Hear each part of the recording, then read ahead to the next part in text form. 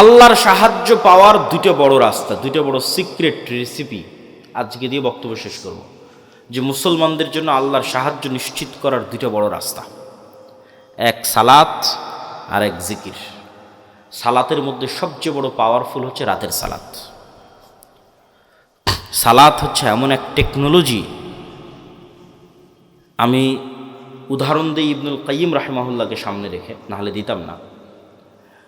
আমরা যেমন এখানে বসে থেকে হাজার হাজার কিলোমিটার দূরে থাকা আমেরিকার কোনো টিচারের কাছে অনলাইনে ক্লাস করতেছি, অথবা এখান থেকে 100 কিলোমিটার দূরে থাকা ঢাকার কোনো টিচারের কাছে অনলাইনে ক্লাস করতেছি, তো পাসওয়ার্ড লগ ইন দিয়ে যখন ক্লাসে জয়েন করি তখন দুইজনে লাইভ সেশন, টিচারও যুক্ত হয়েছে, স্টুডেন্টও যুক্ত হয়েছে লাইভ সেশনে, কানেক্টেড।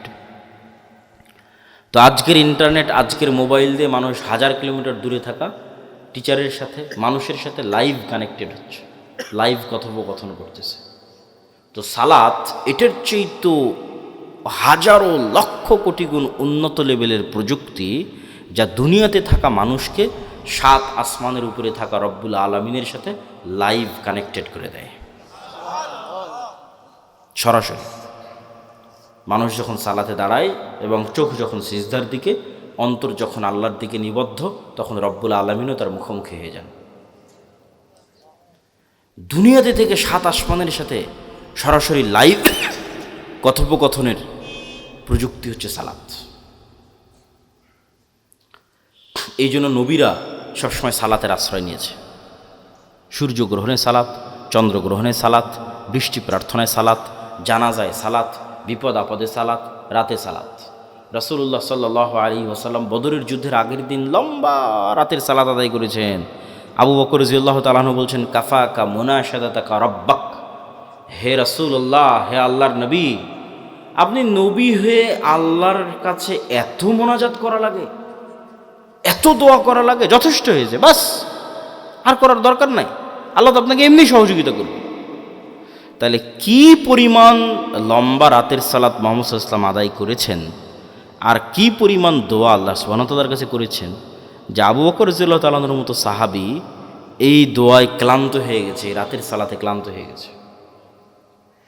তাহলে এখন বুঝেন, মুহাম্মদ সাল্লাল্লাহু আলাইহি ওয়াসাল্লাম আমার, আপনার এবং আবু বকর রাদিয়াল্লাহু তাআলা আনহুর চেয়ে বেশি জানতেন যে কাল বদরের যুদ্ধে দুনিয়ার শক্তি দিয়ে আমার বিজয় সম্ভব নয়।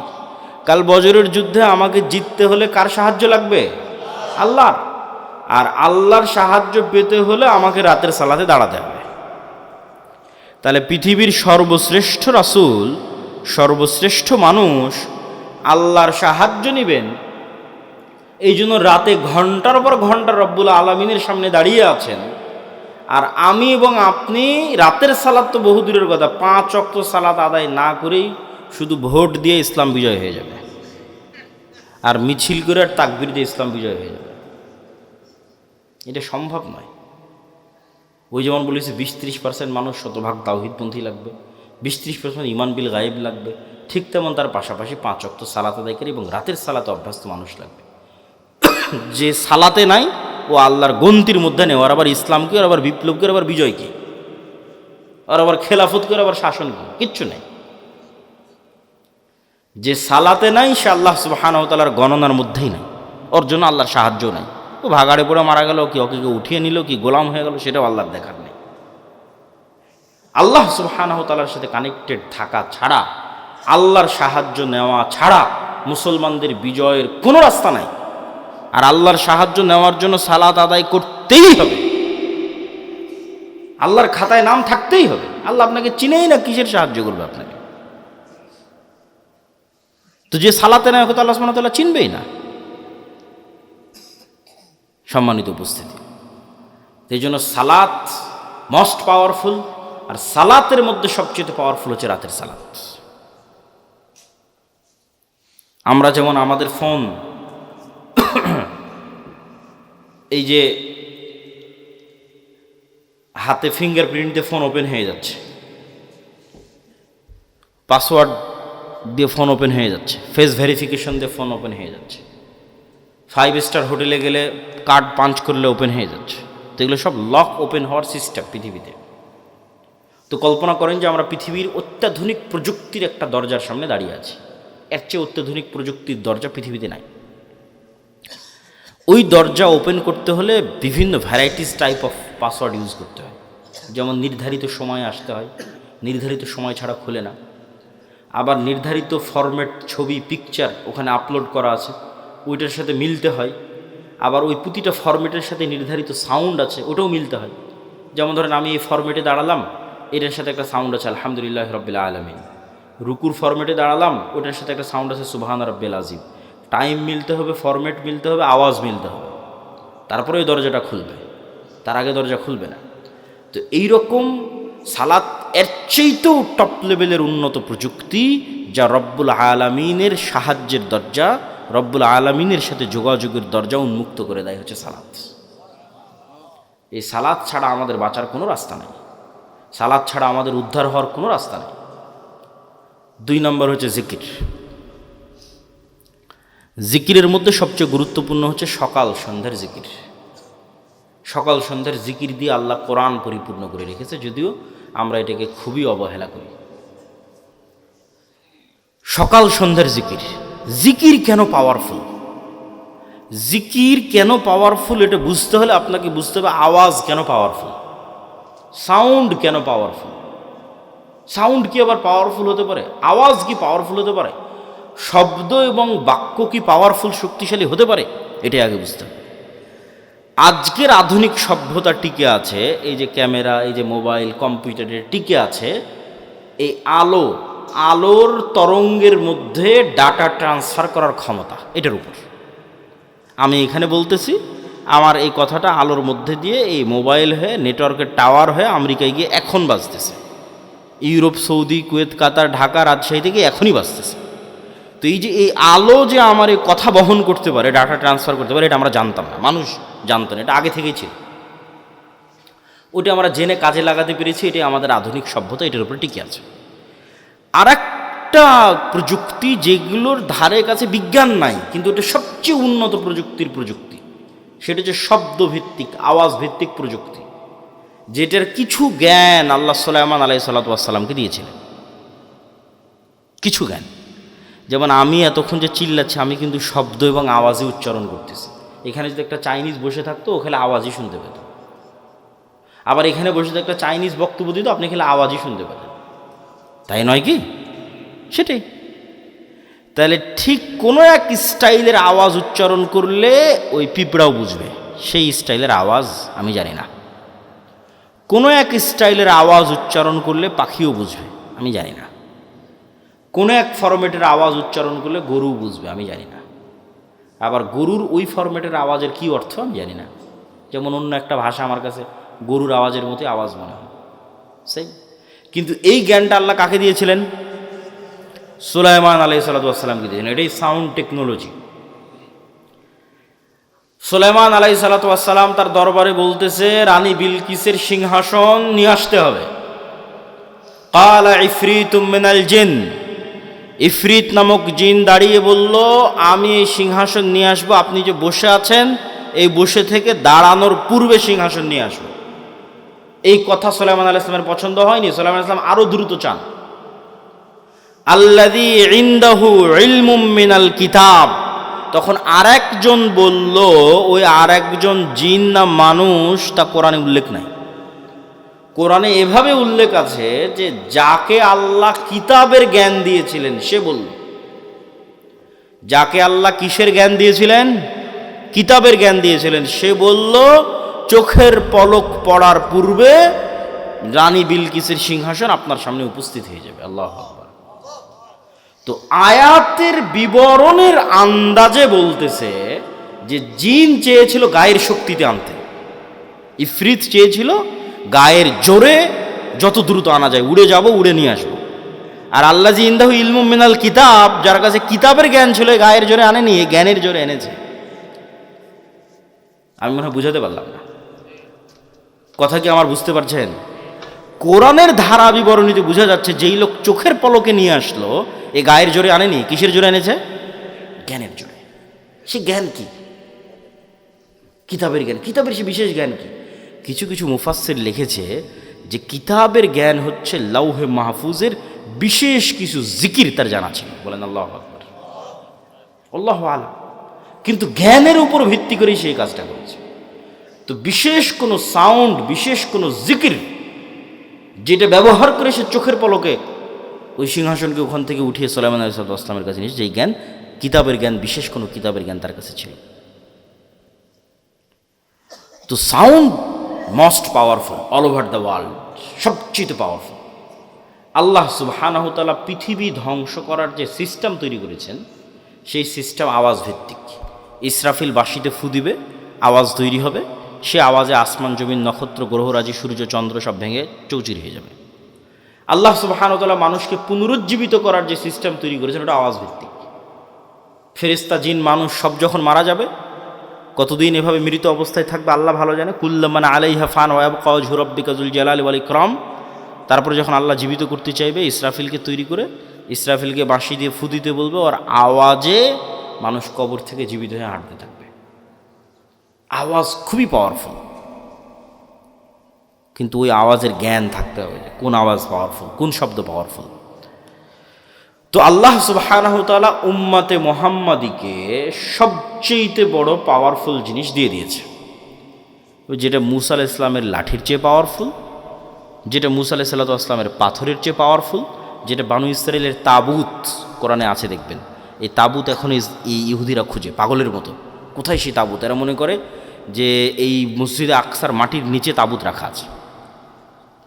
ওই তাবুত একটা বাক্স, যেই বাক্সে মূসা আলাইহিস সালামের লাঠি ছিল, যেই বাক্সে মূসা আলাইহিস সালামের ওই পাথর ছিল, যে পাথর থেকে 12টা ঝর্ণা তৈরি হয়েছিল, ঠিক আছে, মূসা আলাইহিস সালামের কাপড় চোপড় ছিল, এরকম আরও কিছু মুজিজা সম্বলিত জিনিস বিভিন্ন নবী রাসূলের এই তাবুত নামক বাক্সের মধ্যে ছিল। যে যুদ্ধে ওরা এই তাবুত বাক্স নিয়ে যেত, ওই যুদ্ধে ওদের বিজয় হয়ে যেত। ওই বাক্স ওরা হারিয়ে ফেলেছে, ওই বাক্স ওরা এখনও খুঁজতেছে। তো ওই তাবুত বাক্সের চেয়ে আর ওই মূসা আলাইহিস সালামের লাঠির চেয়ে আর ঈসা আলাইহিস সালামের হাতের মাধ্যমে যে মানুষ জীবিত হয়ে যেত, সেটার চেয়ে মোস্ট পাওয়ারফুল জিনিস হচ্ছে এইটা। কি জন্য? এটা সরাসরি আল্লাহর নিজের আওয়াজ। বলেন আল্লাহু আকবার। কোরআন সরাসরি আল্লাহ সুবহানাহু ওয়া তাআলার নিজের সাউন্ড, আল্লাহর শব্দ, আল্লাহর বাক্য, যা জিবরাইল হয়ে মুহাম্মদ সাল্লাল্লাহু আলাইহি ওয়াসাল্লাম হয়ে আমাদের পর্যন্ত পৌঁছেছে। আল্লাহু আকবার। আর আল্লাহ সুবহানাহু ওয়া তাআলার শব্দ এবং বাক্যের চেয়ে পাওয়ারফুল কিছু নাই পৃথিবীতে। সব অসম্ভব সম্ভব হয়ে যাবে। এই জন্য শ্রেষ্ঠতম জিকির হচ্ছে কোরআন। পৃথিবীর সব অসম্ভব সম্ভব করা সম্ভব আল্লাহ সুবহানাহু ওয়া তাআলার জিকির দিয়ে। সম্মানিত উপস্থিতি, বক্তব্যের শেষের দিকে চলে এসেছে। আজকে যা আলোচনা আপনাদের সামনে করতেছি, এই প্রায় সব আলোচনাই আমার আল্লাহর পথে যাত্রা এই বইয়ের মধ্যে লেখা আছে, দলিল সহ। আজকে তো অত দলিল আলোচনা করতে পারলাম না। এই বইটা প্রত্যেকটা মসজিদ, স্কুল, কলেজ, ইউনিভার্সিটি, লাইব্রেরি, দাওয়া সেন্টারে রেখে সপ্তাহে অন্তত একদিন 1 পৃষ্ঠা 2 পৃষ্ঠা করে পাঠ চক্র করা উচিত, পড়া উচিত, দার্স দেওয়া উচিত। এর সাথে কোনো দল মত কোনো কিছুর সম্পর্ক নাই। সব মুসলমানের জন্য, জানার জন্য, জ্ঞান অর্জনের জন্য, ঈমান বিল গায়ব এবং তাওহীদে ইয়াকিন তৈরি করার জন্য, এবং মুসলমানদের গোলামি থেকে আজাদির জন্য কি দরকার তা জানার জন্য প্রত্যেক মসজিদ, প্রত্যেক মাদ্রাসা, স্কুল, কলেজ, ইউনিভার্সিটি, দাওয়া সেন্টার, লাইব্রেরিতে রেখে অন্তত প্রতি সপ্তাহে 1-2 পৃষ্ঠা করে পড়া উচিত। পাশাপাশি আব্দুর রহিমের একটা নতুন বই এসেছে, রাসূল সাল্লাল্লাহু আলাইহি ওয়াসাল্লাম দেখতে যেমন ছিলেন, এই বইটাও মূল্যায়ন করতে পারেন। আর মাসিক আল ইতিসাম, এই যে আপনাদের কাছে আসলাম, 2023 না 22 সালে একবার আসতে চেয়েছি, করোনার কারণে আসা হয়নি, বন্ধ হয়ে গেছে। তাহলে আজ আসতেছি প্রায় 3 বছর 4 বছর পর। আবার কবে আসার সুযোগ হবে তার গ্যারেন্টি নেই। কিন্তু এই একদিনে আসাই যদি যোগাযোগ বিচ্ছিন্ন হয়ে যায়, তাহলে তো এই দাওয়াতের কোনো মূল্য নাই। এই সম্পর্কটা হতে হবে স্থায়ী, আর স্থায়ী হওয়ার সবচেয়ে বড় মাধ্যম হচ্ছে মাসিক আল ইতিসাম। এই মাসিক আল ইতিসামে আমি নিজে নিয়মিত 3টা প্রবন্ধ লিখি, অন্যরা তো লেখেই, আমি লিখি 3টা। এই জন্য মাসিক আল ইতিসাম এখানে নিয়মিত আসার উদ্যোগ আপনাদের নিতে হবে। এখানকার যুবক সমাজ, মসজিদের কমিটি হোক, মাদ্রাসার উদ্যোক্তা হোক, অন্তত 5 কপি 10 কপি এখানকার জ্ঞানী, স্কুল, কলেজ, ইউনিভার্সিটি, প্রাইমারি, বিদ্যালয়, যা যেখানে আছে শিক্ষিত মানুষ, তাদেরকে দিয়ে পড়ানোর চেষ্টা করা এবং নিজেরাও পড়ার চেষ্টা করা। 2 নম্বর, আমাদের সাথে স্থায়ী যোগাযোগের মাধ্যম হচ্ছে মক্তব। আমাদের 700 মক্তব আমাদের কাছে ট্রেনিং নিয়েছে। আপনাদের এলাকার মক্তবের শিক্ষকদের আমাদের ট্রেনিংয়ে পাঠাবেন, এবং আমাদের সিলেবাস এই জিনিসগুলো ছোটোবেলায় বাচ্চাদের মাথায় না দিলে, আপনাদের মধ্যে 1 ঘন্টা বক্তব্য দিয়ে লাভ নেই। বুড়া মানুষকে দিয়ে বিপ্লব হবে না। আমাদের নতুন প্রজন্মকে তৈরি করতে হবে। এই জিনিসগুলো তাদের মাথায় এখন থেকেই দিতে হবে। আর এটার জন্য শুধু মাদ্রাসায় 2% ছেলে মেয়েকে পড়িয়ে লাভ হবে না। শতভাগ মুসলমানের সন্তানের মাথায় দেওয়ার জন্য শতভাগ মসজিদে বক্তব্য লাগবে, এবং সেটা যদি আমাদের সিলেবাসে হয় তাহলে আমরা এটাকে সবচেয়ে বেস্ট মনে করি। আর 3 নম্বর, এরকম মাদ্রাসাগুলোকে সহযোগিতা করার জন্যই রবেদাতুল মাদারিসা সালাফিয়া এক ব্যতিক্রম প্রশিক্ষণের আয়োজন করলাম আমরা রবেদাতুল মাদারিসা সালাফিয়া থেকে। জামিয়া সালাফিয়ার অধিভুক্ত হওয়ার মাধ্যমে যে প্রায় 65-70 শিক্ষা প্রতিষ্ঠান আমাদের অধিভুক্ত হয়েছে, তাদের 150-র কাছাকাছি শিক্ষক এক সপ্তাহব্যাপী বিভিন্ন জ্ঞান এবং শিক্ষা কেন্দ্রিক তারা ট্রেনিং পেয়েছে আমাদের কাছে জামিয়া সালাফিয়া। আমাদের কাজই হচ্ছে শিক্ষা এবং জ্ঞান কেন্দ্রিক একটা বিপ্লব বাংলাদেশে তৈরি করা, জ্ঞান এবং শিক্ষা ছড়িয়ে দেওয়া। তো এই বিভিন্নভাবে জামিয়া সালাফিয়ার সাথে, দাওয়া ইলাল্লাহর সাথে, মাসিক আল ইতিসামের সাথে আপনাদের স্থায়ী সম্পর্ক তৈরি হলে সেটাই হবে প্রকৃত কাজ, প্রকৃত অর্থে কাজ। তো আমরা আলোচনা করছিলাম জিকির কেন শক্তিশালী, তার লাস্ট 2টা পয়েন্ট খুব ভালো লাগবে, অধৈর্য হওয়ার কিছু নাই। জিকির কেন শক্তিশালী, লাস্ট পয়েন্ট। আল্লাহ সুবহানাহু ওয়া তাআলা বলছেন ইউসাব্বিহু লিল্লাহি মা ফিস সামাওয়াতি ওয়া মা ফিল আরজ।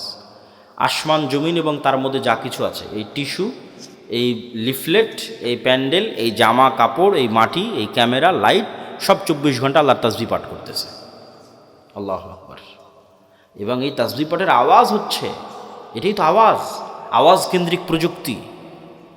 আপনি যেমন পিঁপড়ার চলার আওয়াজ শুনতে পাচ্ছেন না, এরকম এদের তাসবিহ পাঠের আওয়াজ শুনতে পাচ্ছেন না। কিন্তু এই পিঁপড়ার চলার আওয়াজ তো 10 কিলোমিটার দূরে থাকা হাতিও শুনতে পাচ্ছে, কিন্তু আপনি তো পাচ্ছেন না। আল্লাহরই কিছু প্রাণী আছে যারা পিঁপড়ার চলার আওয়াজ শুনতে পাচ্ছে। এটা আমাদের শ্রবণ শক্তির ঘাটতি, এই জন্য তো এটা গায়েব। এই জন্য তো গায়েবের জ্ঞান আল্লাহ কোরআনে দিয়েছে, এটা গায়েবের নলেজ। আল্লাহ বলতেছে এগুলো সব তাসবিহ পাঠ করতে। সব জীব জন্তু, জড় বস্তু, জড় পদার্থ, কীট পতঙ্গ, পঙ্গপাল সব আজান বুঝে এই আজানের পক্ষে কি আমাদের মাঠে সাক্ষী দিবে। তাহলে এরা তাসবিহ বুঝে, আবার আমি যখন সুবহানাল্লাহ বলতেছি তখন এটাও বুঝতেছে। এই টিস্যু পেপার আমার সুবহানাল্লাহ বুঝে, কেন ও নিজেও সুবহানাল্লাহ পড়তেছে। এটাই গায়েব। এই জন্য এটা সবচেয়ে পাওয়ারফুল। সব কিছু আপনার অধীনস্থ এক জিকির দিয়ে। সুবহানাল্লাযী সাখখারা লানা হাযা ওয়া মা কুন্না লাহু মুকরিনিন ওয়া ইন্না ইলা রাব্বিনা লামুনকালিবুন। এটা জিকির। এটাতে গাড়ি বিমান সব অধীনস্থ। মহাপবিত্র সেই সত্তা যিনি এই গাড়ি বিমান আমাদের অধীনস্থ করে দিয়েছেন। এই জন্য জিকির আপনাকে ব্যবহার করতেই হবে, বিশেষ করে সকালে এবং সন্ধ্যায়। এবং অনেক সময় দোয়ার চেয়ে জিকির পাওয়ারফুল হয়, এই জন্য দোয়াতে মানুষের নিজের কথা বেশি থাকে। আল্লাহ আমার এটা দাও, আল্লাহ আমার ছেলেকে এটা দাও, আল্লাহ আমার বউকে এটা দাও, আল্লাহ আমার টাকা দাও, আল্লাহ আমার পয়সা দাও, বাড়ি দাও, গাড়ি দাও, নিজের কথা বলতে বলতে শেষ। কিন্তু শুধু জিকির যখন হয় ওখানে শুধু আল্লাহর কথা থাকে। লা ইলাহা ইল্লাল্লাহ, লা ইলাহা ইল্লাল্লাহু ওয়াহদাহু লা শারীকা লাহু, লাহুল মুলকু ওয়া লাহুল হামদু ওয়া হুয়া আলা কুল্লি শাইইন কাদির, সুবহানাল্লাহি ওয়া বিহামদিহি সুবহানাল্লাহিল আযীম, আল্লাহু আকবার, আলহামদুলিল্লাহ, লা হাওলা ওয়া লা কুওয়াতা ইল্লা বিল্লাহ। এগুলো সব জিকির, এগুলো শুধু আল্লাহর বর্ণনা, শুধু আল্লাহর কথা, আল্লাহর প্রশংসা, আল্লাহর বড়ত্ব, আল্লাহর মহত্ব, আল্লাহর তাসবিহ, আল্লাহর পবিত্রতা। আর এই ইবাদত ফেরেশতাদের ইবাদত। এই ইবাদত আপনার আশেপাশে যা জীবজন্তু, জড়বস্তু, জড়পদার্থ দেখছেন, এদের ইবাদত। কেন? ওদের নিজের কোনো চাওয়া নাই, ফেরেশতাদের নিজের কোনো চাওয়া নাই। তাহলে ওদের ইবাদত কি? তাসবিহ। ফেরেশতার ইবাদত তাসবিহ, আপনার আশেপাশে যা দেখতে পাচ্ছেন এদের ইবাদত তাসবিহ। আপনিও সকাল সন্ধ্যা তাসবিহ করেন, জিকির পাঠ করেন, পৃথিবীর সব অসম্ভব সম্ভব হয়ে যাবে। আল্লাহ সুবহানাহু ওয়া তাআলা মূসা আলাইহিস সালাতু ওয়াস সালামকে বলছেন ওয়ালা তানিয়া ফি যিকরি, যে মূসা তোমাকে লাঠি দিলাম সাপ হয়ে যাবে, সমুদ্রে মারলে রাস্তা তৈরি হয়ে যাবে, পাথরে মারলে ঝর্ণা তৈরি হয়ে যাবে। কিন্তু কতক্ষণ? যতক্ষণ তোমার কলব সালাত এবং জিকিরের মাধ্যমে আমার সাথে কানেক্টেড আছে। মূসা তুমি সালাতেও নাই, জিকিরেও নাই, সব ডিঅ্যাক্টিভেট হয়ে যাবে। ফেসবুকের অ্যাকাউন্ট যখন ফেসবুক ডিঅ্যাক্টিভেট করে দেয়, তখন লাঠি মারলেও সাপ হবে না, সমুদ্রে মারলেও রাস্তা হবে না, পাথরে মারলেও ঝর্ণা হবে না। কেন? মূসা আলাইহিস সালাম নিজেই সালাতে নাই, জিকিরে নাই, তাহলে হবে? আল্লাহ বলছে ওয়ালা তানিয়া ফি যিকরি, জিকির ভুলা যাবে না। কালবকে আমার সাথে কানেক্টেড থাকতে হবে। যতক্ষণ তোমার কালব সালাত এবং জিকিরের মাধ্যমে আমার সাথে কানেক্টেড, তখন অল এভরিথিং ইজ অ্যাক্টিভেটেড। তখন পিছনে যতই ফিরআউনের বিশাল লস্কর হোক আর সামনে যত বড়ই সমুদ্র হোক, রাস্তা তৈরি করে দেওয়া আমার দায়িত্ব। আল্লাহু আকবার। এই জন্য জিকির ছাড়া এবং সালাত ছাড়া মুসলমানদের কোনো রাস্তা নেই। কেন? মুসলমানরা দুনিয়াবী শক্তি দিয়ে পারবে না, তাকে গায়েবী মদদ নিয়েই বাতিল শক্তির বিরুদ্ধে লড়াই করতে হবে। আর গায়েবী মদদ পেতে চাইলে 5 ওয়াক্ত সালাত, রাতের সালাত, সকাল সন্ধ্যার জিকির ছাড়া কোনো রাস্তা নেই। আল্লাহ সুবহানাহু ওয়া তাআলা আমাদের এরকম একটা প্রজন্ম পাওয়ার তৌফিক দান করুক, যেই প্রজন্ম শতভাগ তাওহীদ, শতভাগ ঈমান বিল গায়বে ইয়াকিন, যে প্রজন্ম জ্ঞানে সর্বোচ্চ, যেই প্রজন্ম বিক্রি হয় না, সত্যবাদী ন্যায়পরায়ণ উসমান হাদিদের মতো। আবার যেই প্রজন্ম আল্লাহর সাহায্য নিশ্চিত করতে পারবে সালাত দিয়ে এবং জিকির দিয়ে, এই প্রজন্ম শুধু বাংলাদেশ বিজয় করবে না, সারা পৃথিবী বিজয় করবে। কিসের ভারত, কিসের আমেরিকা, কিসের চীন, কিচ্ছু টিকবে না, সারা পৃথিবী তারা বিজয় করবে। কিন্তু এই প্রজন্ম তৈরি হওয়া লাগবে। আমরা সেই প্রজন্মের স্বপ্ন দেখি। আল্লাহ সুবহানাহু ওয়া তাআলা কবুল করুক। সুবহানাকাল্লাহু ওয়া বিহামদিকা আশহাদু আল্লা ইলাহা ইল্লা আনতা আস্তাগফিরুকা। অস্থির হয়েন না, আপনাদেরই প্রশ্ন উত্তর আছে, ধীরে ধীরে ওঠেন। আর যারা মাসিকাল ইতিসাম, রাসূল সাল্লাল্লাহু আলাইহি ওয়াসাল্লামের চেহারা কেমন ছিল, চুল কেমন ছিল, দাড়ি কেমন ছিল, এটা জানতে চান এবং আজকের বক্তব্য আল্লাহর পথে যাত্রা, এই বইটা নিতে চান, এই বই কই পাবে? গাড়িতে নাকি না স্টেজে? গেটে, গাড়িতে। আর যারা এই মাদ্রাসায় দান করতে চান তারা একটু স্টেজে এসে আস্তে আস্তে আপনাদের দানগুলো এখানে জমা দিতে পারেন। প্রশ্ন উত্তর ধীর স্থিরভাবে যাবেন। বর্তমান অর্থনৈতিক ব্যবস্থায় ব্যাংক, সুদ এগুলো হালালভাবে করার উপায় কি? বর্তমান যুগে জিহাদের সঠিক অর্থ কি?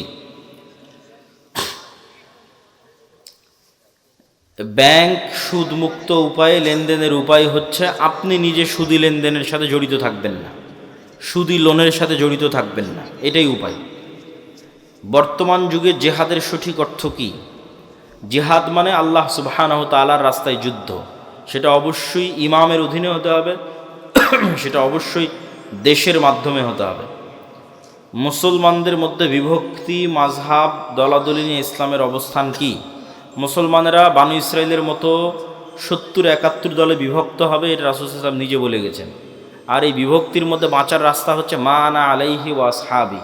এই বিভক্তির মধ্যে বাঁচার রাস্তা হচ্ছে সুন্নাতুল্লাহ, সুন্নাতুর রাসূলিহি ওয়া সুন্নাতুল খুলাফায়ে রাশিদিন। এই বিভক্তির মধ্যে বাঁচার রাস্তা হচ্ছে কিতাবুল্লাহ ওয়া সুন্নাতুর রাসূলি। সারমর্ম হচ্ছে আল্লাহর কোরআন, নবীর হাদিস এবং সাহাবীদের আমল, এইগুলোর মাধ্যমে আমাদের নাজাত খুঁজে পেতে হবে। আমি প্রেম করে পারিবারিকভাবে বিয়ে করেছি, এই বিয়ে কি আল্লাহ কবুল করবে? আগের প্রেমের জন্য ক্ষমা চাইতে হবে।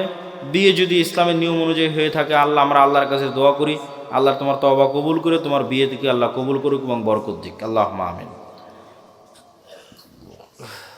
আমার নাম মোহাইমিনুল।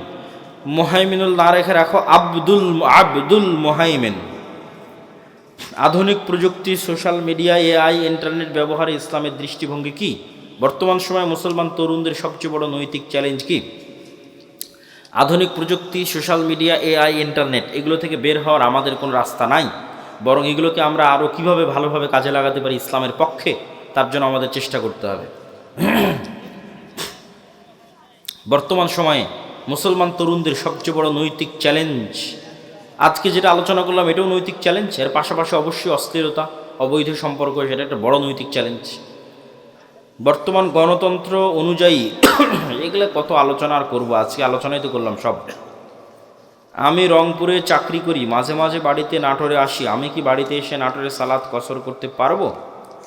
নিজ বাড়িতে থাকার জন্য আসলে কসর করতে পারবো না, সফরের মধ্যে বাড়ি হয়ে যাচ্ছ এরকম সফর রানিং অবস্থায় থাকলে সেটা সমস্যা নেই। সালাফি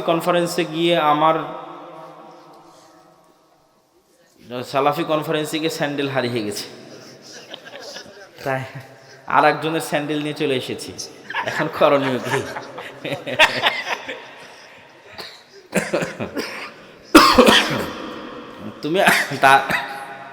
তুমি তার নামে কিছু অর্থ দান করে দিও আল্লাহর রাস্তায়, এখানে আর করণীয় বলার মতো কিছু নাই। আসলে অর্থনৈতিক ইবাদত দিয়ে এই ধরনের ছোটোখাটো ভুল ত্রুটি থেকে বাঁচতে হবে, যেটা বক্তব্যের শুরুতে বলেছি।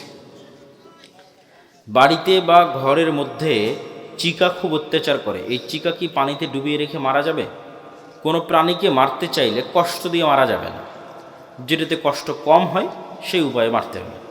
বিরক্তিকর কষ্টদায়ক প্রাণীকে আল্লাহ নবী মারার অনুমতি দিয়েছেন, সাপ, বিচ্ছু এগুলোকে রাসূল সাল্লাল্লাহু আলাইহি ওয়াসাল্লাম মারার অনুমতি দিয়েছেন, কিন্তু কষ্ট দিয়ে নয়, আগুনে জ্বালিয়ে নয়। ইসলাম কি নারী শিক্ষাকে সমর্থন করে? বর্তমান সমাজের প্রয়োগ কেমন হওয়া উচিত? রাসূল সাল্লাল্লাহু আলাইহি ওয়াসাল্লামের যুগে আয়েশা রাদিয়াল্লাহু তাআলা আনহার কাছে ওমর রাদিয়াল্লাহু তাআলা এবং সাহাবীরা যেতেন মাসলা মাসাইল ফতোয়া নেওয়ার জন্য। তাহলে একটা নারী কী পরিমাণ জ্ঞানের অধিকারী হলে দ্বিতীয় খলিফা ওমরের মতো জ্ঞানী মানুষ আর আব্দুল্লাহ বিন আব্বাস, আব্দুল্লাহ বিন ওমরের মতো জ্ঞানী মানুষেরা তার কাছে যায় যে এটা বুঝতে পারতেছি না, এটার মাসলা কী হবে বলে দেন। তাহলে নারীদের জ্ঞান অর্জনের পথে বাধা হলে তো সেটা ইসলামের প্রথম যুগেই বোঝা যেত। বরং নারীরা জ্ঞানী হলেই তারা তাদের সন্তান সন্ততিকে ভালোভাবে মানুষ করতে পারবে। কিন্তু কোন জ্ঞান অর্জন করতেছে, কিভাবে অর্জন করছে, এটা হলো দেখার বিষয়। জ্ঞান অর্জন করতেই হবে, কোন জ্ঞান? যদি জ্ঞান হয় অশ্লীলতার, তো সেটা তো আমাদের সমাজকে ধ্বংস করে দেবে। যদি জ্ঞান হয় ফ্রি মিক্সিংয়ের মাধ্যমে, তাহলে ওই জ্ঞানের তো কোনো দাম নাই। ইজ্জত নষ্ট করে, লজ্জা নষ্ট করে, শালীনতা নষ্ট করে জ্ঞানের কোনো দাম নাই। লজ্জা এবং শালীনতা বজায় রেখে দিনের জ্ঞান এবং পাশাপাশি প্রয়োজনীয় দুনিয়ার জ্ঞান। একাই জবাই করতে পারবে, মেয়েরাও জবাই করতে পারবে, কোনো সমস্যা নেই। বিসমিল্লাহ আল্লাহু আকবার বললে পৃথিবীর সব প্রাণী হালাল। যা পৃথিবীর যে সমস্ত প্রাণী হালাল, তার সবই হালাল বিসমিল্লাহ আল্লাহু আকবার বললে। আধুনিক ফ্যাশন ও পোশাকের ক্ষেত্রে পর্দার সীমা কোথায়? পর্দার সীমার নির্ধারণ হবে লজ্জার উপর ভিত্তি করে। মানুষের লজ্জা কতটুকু, মানুষের লজ্জা কতটুকু, এটাই নির্ভর করতেছে এই বিষয়টা নির্ধারণ করার জন্য। আপনি যদি সৌদি আরবে যান, আপনি যদি আফগানিস্তানে যান, তাহলে প্যান্ট শার্ট পরে ঘুরতেও আপনাকে লজ্জাবোধ হতে পারে। কিন্তু বাংলাদেশে আপনাকে প্যান্ট শার্ট পরে ঘুরতে লজ্জাবোধ হবে না, ইউরোপ আমেরিকা লজ্জাবোধ হবে না। তাহলে লজ্জার মাত্রাটা কোন লেভেলে আছে? আবার বাংলাদেশে দেখা যাচ্ছে কেউ যদি হাফ প্যান্ট অথবা 3/4, বিশেষ করে হাফ প্যান্ট পরে ঘুরে, তাহলে লজ্জাবোধ হতে পারে। কিন্তু ভারতেই যদি যান হাফ প্যান্ট পরে ঘুরেন, কোনো লজ্জা নাই। ইউরোপ আমেরিকায় যান, সবাই হাফ প্যান্ট পরে ঘুরতেছে, কোনো লজ্জা নাই। তাহলে এটা লজ্জার মাত্রার উপর নির্ভর করতেছে, 1 নাম্বার। 2 নাম্বার, আল্লাহ সুবহানাহু ওয়া তাআলা যে সীমা দিয়েছে সেটা তো আছে। আল্লাহ পুরুষদের জন্য যে সীমা দিয়েছে সেটা তো আছে, নারীদের জন্য যে সীমা দিয়েছে সেটা তো আছে। কিন্তু সেটার উপরেও যে আপনি বোরখা কেমন পড়তেছেন, আটোশটো পড়তেছেন কিনা, মুখ ঢাকতেছেন কিনা, এগুলো সব নির্ভর করতেছে অন্তরের লজ্জার উপর। তো লজ্জাশীলা হওয়াটা অন্তরের বিষয়। আপনি বোরখা পরে পুরুষ মানুষের সাথে কথা বললেন, এটা তো পর্দা হলো না। তাহলে তো আপনি পর্দা বুঝলেন না, আপনি মনে করলেন পর্দা মানে পোশাক। পর্দা মানে তো পোশাক নয়, পোশাক পর্দার একটা অনুষঙ্গ। এবং বেপর্দা অনেক বড় শাস্তি। আদম আলাইহিস সালাতু ওয়াস সালাম এবং হাওয়া আলাইহিস সালাতু ওয়াস সালামকে জান্নাতে সর্বপ্রথম শাস্তি দেওয়া হয়েছে উলঙ্গ হওয়ার মাধ্যমে, জামা খুলে নেওয়ার মাধ্যমে। এটা অপমান। কিন্তু আমরা ওই শাস্তি ও অপমানটাকে নিজেদের জন্য সাজসজ্জা এবং ফ্যাশন বানিয়ে নিয়েছি। তাহলে আমাদেরকে আল্লাহ এবং আল্লাহ রসুলের সীমা বুঝতে হবে, এবং ওই সীমার প্রয়োগ হবে অন্তরের তাকওয়া এবং অন্তরের লজ্জা অনুযায়ী।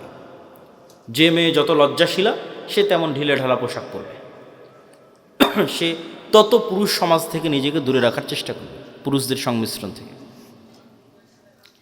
নামাজরত ব্যক্তির কতটুকু সামনে দিয়ে চলাচল করা যাবে? নামাজরত ব্যক্তির সামনে দিয়ে একটা ছাগল চলাচল করে চলে যাবে, এরকম একটা দূরত্ব বজায় রেখে, তথা 2 হাত বা 3 হাত এরকম একটা দূরত্ব বজায় রেখে চলাচল করা যাবে। তবে সেক্ষেত্রে সূত্রা ব্যবহার করা সবচেয়ে ভালো।